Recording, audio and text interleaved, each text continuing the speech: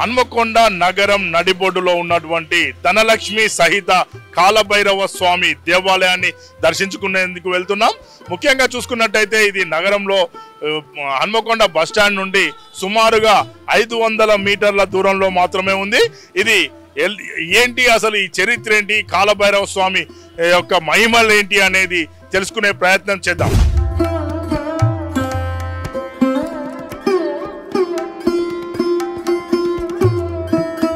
హనుమకొండ నగరం నడిబొడ్డున ఉన్నటువంటి ఈ కాలభైరవ దేవాలయం ఎంతో ప్రాచుర్యం కలిగినటువంటి దేవాలయం. ఇప్పుడు మీరు చూస్తున్న ప్రాంతాన్ని సిద్ధుల గుట్టగా పిలుస్తారు. మనం ప్రస్తుతానికైతే మనం చెప్పుకున్నటువంటి ధనలక్ష్మి సహిత కాలభైరవ స్వామి దేవాలయానికి చేరుకున్నాం. ఈ దేవాలయం కూడా మొత్తం కూడా నాగబంధంతో బంధించబడి ఉంది.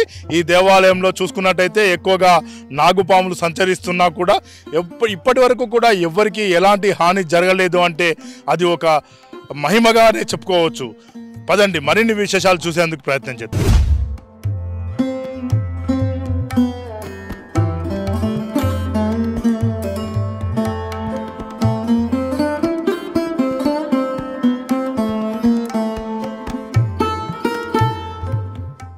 సిద్ధులు తపస్సు చేసి ఆ కాలభైరవుణ్ణి ఆరాధించి ఇక్కడ అవతరించాల్సిందిగా కోరినట్లు శాస్త్రాలు చెబుతున్నాయి. ఈ దేవాలయం కాకతీయుల కన్నా ముందు పరిపాలించినటువంటి చోళరాజుల కాలంలో ఏర్పాటు చేసినట్లు చరిత్ర చెబుతోంది. భైరవ గుట్టకు బయలుదేరి సగం దూరంలో వచ్చాము. మధ్యలో చూసుకున్నట్టయితే మనం నాగబంధనాన్ని కూడా చూడడం జరిగింది. అదేవిధంగా చూసుకున్నట్టయితే గతంలో ఈ దేవాలయానికి ఎక్కడానికి సరి అయినటువంటి మెట్లు కూడా లేవు. ఈ కొంతకాలం కిందట మాత్రమే వీటిని కట్టడం జరిగింది.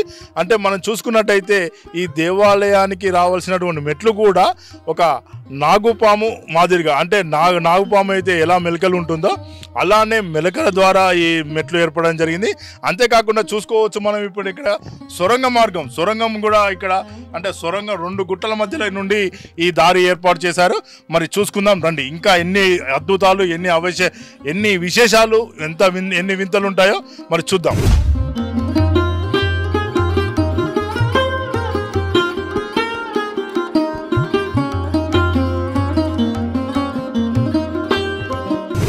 దేవాలయం స్వయంభూగా అవతరించిన దేవాలయంగా చెప్పుకోవచ్చు.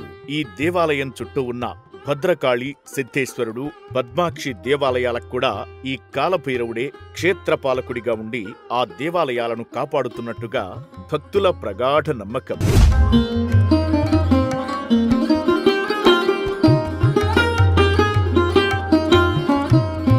ఇక్కడ చూసుకున్నట్టయితే ప్రత్యేకంగా చోళుల నాటి కట్టడాలు అవపడుతున్నాయి. చోళుల అనంతరం 200 సంవత్సరాల తర్వాత మన కాకతీయుల సామ్రాజ్యం ఏర్పడిన తర్వాత ఇక్కడ దేవాలయానికి వారు కూడా ఇక్కడ పూజలు నిర్వహించారు. కాకతీయుల కట్టడాలు కూడా మనకి ఇక్కడ అవపడుతూ ఉంటాయి దేవాలయంలో. అదేవిధంగా చూసుకున్నట్టయితే ఇక్కడ గుహల మధ్య ఈ దేవాలయం అనేది ఉంది. ఇక్కడ కాలభైరవుడు ప్రత్యేకంగా ఒక ప్రత్యేక ఆకర్షణలు, అంటే కాలభైరవ రూపం అంటేనే అది ఒక భక్తితో పాటుగా భయంకరమైన రూపంగా భావిస్తారు. అందులో ఈ కాలభైరవుడు వచ్చేసి ఒక చేతిలో ఖడ్గం, మరో చేతిలో త్రిశూలం, మరో చేతిలో అక్షయపాత్రతో పాటుగా డమరుకంతో పాటుగా మరో చేతిలో వచ్చేసి పుర్రెను పట్టుకొని ఉన్నటువంటి ఈ విగ్రహం మనకు కనపడుతుంది. ఈ విగ్రహం చూసినట్టయితే భక్తులు భయంతో పాటుగా భక్తితో పాటుగా ఎంతో భక్తి శ్రద్ధలతో పూజలు నిర్వహిస్తారు. మరి అలాగే మనతో పాటుగా కొంతమంది భక్తులు మనతో ఉన్నారు. వారిని కూడా అడిగి మరి ఈ కాలభైరవ చరిత్ర ఏంటి, అదేంటి అనేది తెలుసుకుందాం. దేవాలయం ఇక్కడికి వచ్చిన కాంచి మాకు చాలా మంచిగా ఉంది. మానసికంగా, శారీరకంగా, ఆర్థికంగా చాలా మెరుగుపడుతుంది. వచ్చిన కాంచి మంచిగా ఉంటుంది. మాకు ఆరోగ్యం అయితే చాలా బాగుంటుంది. వ్యాపారం అభివృద్ధిలోకి ఉంటుంది. దినదినాభివృద్ధి జరుగుతుంది. దేవాలయం వచ్చిన కానించాలి చాలా మార్పు మాకు కనపడ్డది. దైవభక్తి ఉంది. భగవంతుడు స్వయంగా సిద్ధి భైరవుడు ఉన్నాడు. అంటే ఈ దేవాలయ చరిత్ర ఏంటి, అసలు ఈ దేవాలయం ఇక్కడ ఏర్పడింది అనేది మీకు ఎలా తెలుసు? అసలు ఈ స్థల పురాణం ఏంటి? స్థల పురాణం గురించి అంటే సిద్ధి భైరవుడు ఉన్నదన్నట్టుగా తెలుసు, మొదటి నుంచే తెలుసు. కాకుండా ఈ మధ్య వచ్చినాక మాకు చాలా మంచిగా అనిపించి వస్తుంది. కాకతీయ రాజుల కంటే ముందు చోళరాజులు ఉన్నటువంటి తెలిసింది. అప్పటి నుంచి తెలిసినప్పటి నుంచి వస్తున్నాం. దాదాపు 4-5 సంవత్సరాల నుంచి నేను వస్తున్నాను. వచ్చిన కానించి నాకు చాలా బాగుంది. నా కుటుంబానికి నాకు చాలా సంతోషంగా ఉంది. భైరవుని అనుగ్రహం ఉంది.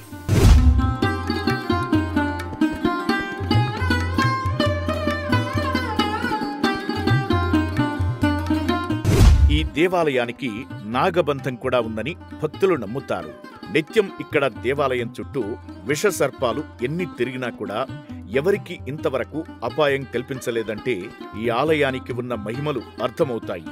కాలభైరవుడి అంశ అనేది పురాణ ఇతిహాసాలను బట్టి చూసుకున్నట్లయితే బ్రహ్మ విష్ణువుల మధ్య నేను గొప్ప అంటే నేను గొప్ప అనే భేదాలు రావడంతో ఉగ్రుడైన శివుని అంశ నుండి ఈ కాలభైరవుడు ఉద్భవించాడని, ఎంతకు శాంతించకపోవడంతో కాలభైరవుడిని శాంతింపజేయాలంటే ఏం చేయాలని విష్ణుమూర్తిని అడగ్గా బ్రహ్మకు ఉన్నటువంటి 5వ తలను సంహరిస్తే ఉపశమనం కలుగుతుందని చెప్పడంతో బ్రహ్మ 5వ తలను నరికి దానిని ఎక్కడ ఖననం చేయాలని అడగ్గా కాశీలో మాత్రమే ఆ పుణ్యకార్యం చేయగలమని, కాశీకి వెళ్లి ఆ కార్యం పూర్తి చేయాలని చెప్పడంతో ఆ తల తీసుకుని కాశీకి బయలుదేరిన కాలభైరవుడు కాశీలో బ్రహ్మతలను పూడ్చిపెట్టాడు. ఆ ప్రాంతాన్ని బ్రహ్మకపాల మోక్షంగా ఇప్పటికీ భక్తులు పిలుస్తున్నారు. ఆ విధంగా ఈ కాలభైరవుడి అంశ ఉద్భవించింది అని పురాణాలు చెబుతున్నాయి.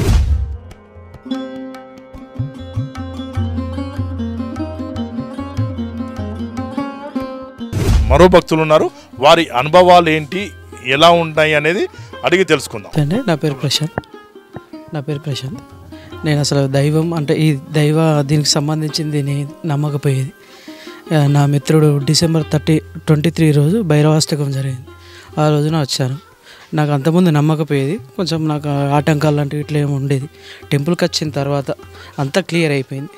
ఎట్లా అంటే అసలు మనసు మొత్తం ఎంత బాధ ఉన్నా కూడా అంతా క్లియర్ అయిపోయింది. ఆ రోజు నుంచి రెగ్యులర్గా వస్తున్నా.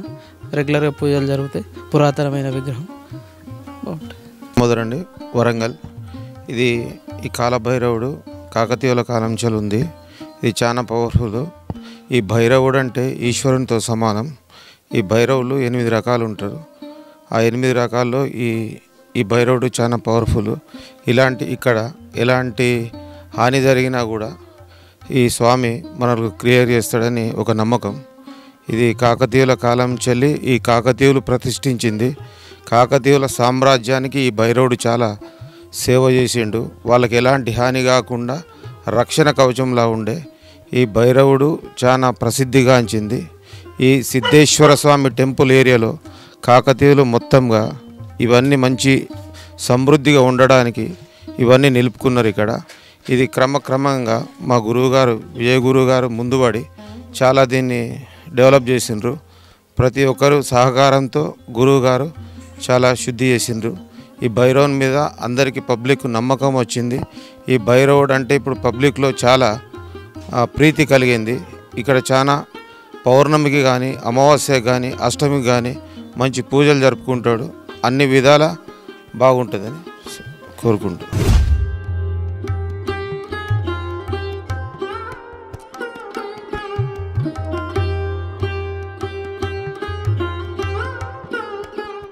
చాలా ప్రాంతాల్లో దేవాలయాలకు క్షేత్రపాలకుడిగా ఉండి ఆ దేవాలయాలను ఈ కాలభైరవుడు కాపాడుతున్నాడని పురాణాలు చెబుతున్నాయి. సిద్ధులు పూజించి మోక్షం కొరకు ఇక్కడ ఈ గుట్టపై వెలవాలని కోరడంతో కాలభైరవుడు ఈ గుట్టపై వెలసి భక్తుల కోరికలు తీరుస్తున్నారని చెబుతున్నారు. ఈ దేవాలయం ప్రకృతి రమణీయతల మధ్య ఎంతో ఆహ్లాదకర వాతావరణంలో నెలకొని ఉంది. ఈ ప్రాంతంలో ప్రత్యేకంగా యోగా లాంటి కార్యక్రమాలు చేసేందుకు యోగశాలలు కూడా ఏర్పాటు చేశారు.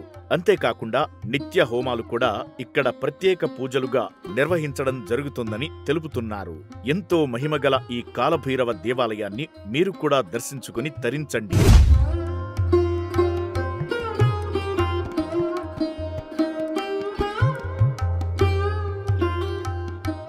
ఈ దేవాలయంలో గత కొన్ని సంవత్సరాలుగా కూడా తన సొంత పనులను కూడా పక్కకు పెట్టుకొని ఇక్కడ దేవాలయంలో గడుపుతూ దేవుని సేవకునిగా ఇక్కడ పనిచేస్తున్నటువంటి వ్యక్తి ఉన్నారు. అతన్ని కూడా అడిగి మరిన్ని కొన్ని విషయాలు తెలుసుకునే ప్రయత్నం చేద్దాం. చెప్పండి, అసలు ఇక్కడ స్థల పురాణం ఏంటి, ఇక్కడ దేవుని యొక్క ప్రత్యేకత ఏంటి, ఇక్కడికి వచ్చిన భక్తుల కోరికలు నెరవేరాయా, వాళ్ళు ఎలా ఉన్నారు అంటున్నారు? నేను గత 5 సంవత్సరాల నుండి ఈ దేవాలయంలో వర్క్ చేస్తున్నా. వినయ్ గురుస్వామి తీసుకొచ్చి ఇక్కడ నాకు వర్క్ కల్పించాడు. ఈరోజు మా కుటుంబం అందరం బతుకుతున్నాము అంటే ఈ దేవాలయం తరపునే ప్రతి ఒక్కరము బ్రతుకుతున్నాము. ప్లస్ 5 సంవత్సరాల నుండి ఇలా మాకు మా గురుస్వామి వర్క్ కల్పించాడు. ప్రతి ఒక్కరికి చాలా బాగా జరుగుతుంది. అందరూ చాలా అద్భుతంగా ఉంటుంది దేవాలయం. వినయ్ స్వామి గురించి చాలా అద్భుతంగా అందరూ చెప్తారు. ఇక్కడ చాలా అద్భుతంగా అందరు పనులు చేసుకుంటూ అంటారు. ప్లస్ మంచిగా లేని వారికి బాగుపరుస్తూ అంటారు మా స్వామి. ఇక్కడ మాతో పాటు ఇంకొక 15 మంది వర్క్ చేస్తారు. ఇలా అందరినీ బాగా చూసుకుంటాడు మా స్వామి. ఇక్కడ కాలభైరవుని యొక్క వాహనాన్ని ప్రత్యేకించి శిల్పులు ఇక్కడ చిత్రీకరించి కూడా ఉంచారు. ఆ విగ్రహం చూడవచ్చు, ఎంతో హూందాగా ఒక కాలభైరవుని వాహనము అంటేనే అదే విధంగా ఉండే విధంగా ఇక్కడ కనబడుతుంది, మనం చూసుకోవచ్చు.